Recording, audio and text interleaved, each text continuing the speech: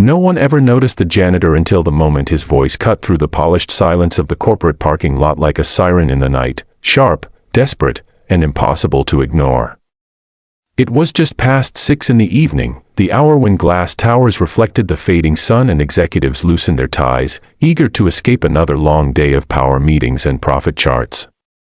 The CEO, Elena Wright, stepped out of the revolving doors with her phone pressed to her ear, distracted, confident, untouchable, the kind of woman the company magazine called fearless, the kind of leader people admired from a distance but rarely truly knew.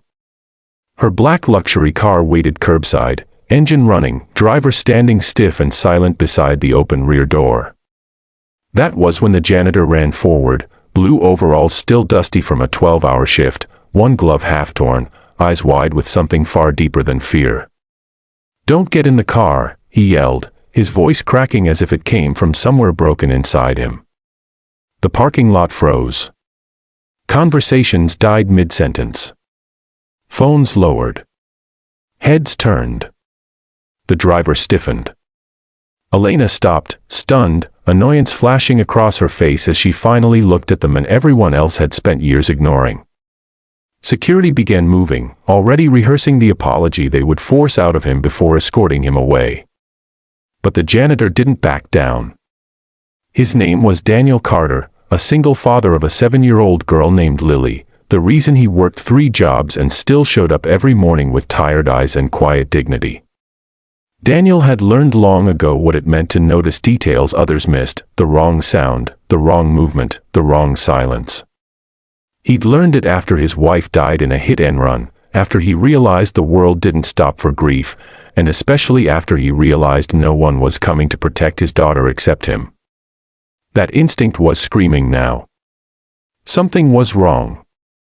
He had been emptying trash near the underground garage when he saw the driver make a call, short and coded, then subtly switch something near the dashboard. A man who cleans floors learns quickly that danger doesn't always announce itself loudly. Sometimes it smiles and opens doors for you. "Sir, step back," security barked, grabbing Daniel's arm, but Daniel shook him off with surprising strength. "Ma'am, please," he begged, his voice no longer loud but urgent, raw, human. "I don't know how to explain it, but that car isn't safe." Laughter rippled from a few executives, the uncomfortable kind that comes from witnessing something that shouldn't be happening. A janitor stopping a CEO. It was absurd. Elena's first instinct was anger. How dare he disrupt her, embarrass her, challenge her authority in front of her own company? She opened her mouth to speak, to end this nonsense with one sharp sentence. But then she saw his eyes. They weren't wild. They weren't crazy. They were terrified, not for himself, but for her. That hesitation lasted barely a second, but it changed everything. "Everyone, stop," Elena said suddenly, raising her hand. Security froze. The driver stiffened again, just a fraction too slow. "Step away from the car," she ordered him calmly. The man protested, sweat forming at his temple, and in that moment, Elena knew.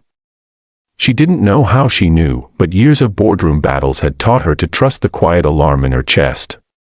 Within minutes, authorities were called. A device was found under the car, small, lethal, undeniable. The parking lot erupted into chaos, sirens, shouting, disbelief. News spread through the building faster than any corporate memo ever had. A janitor had just saved the CEO's life. The company's life. And possibly dozens more. Daniel stood to the side, shaking now that the adrenaline had drained, wondering if he'd just lost his job. Instead, Elena walked straight toward him. The crowd fell silent again. She looked at him, really looked at him, the man who mopped her office floors at night while she chased growth and headlines. "You didn't just save me," she said loudly enough for everyone to hear. "You reminded all of us what courage looks like." The next day, the story dominated headlines, but inside the company, something even bigger happened. Elena shut down operations for a full hour, unheard of, and gathered every employee, from interns to executives, janitors to managers. She told them Daniel's story. Not the dramatic part, but the human part. The single dad. The long nights. The invisible labor. She announced a new company initiative, education programs, living wages, childcare support, and a promotion for Daniel, not as a symbol, but as recognition. Daniel didn't ask for fame. He asked for stability for his daughter. He got that and more. And the company changed forever, not because of a policy, but because one man who was used to being unseen refused to stay silent. If this story moved you, inspired you, or reminded you that heroes can come from anywhere, make sure you subscribe to the channel right now. Stories like this prove that courage doesn't wear titles, and the next one might change the way you see the world.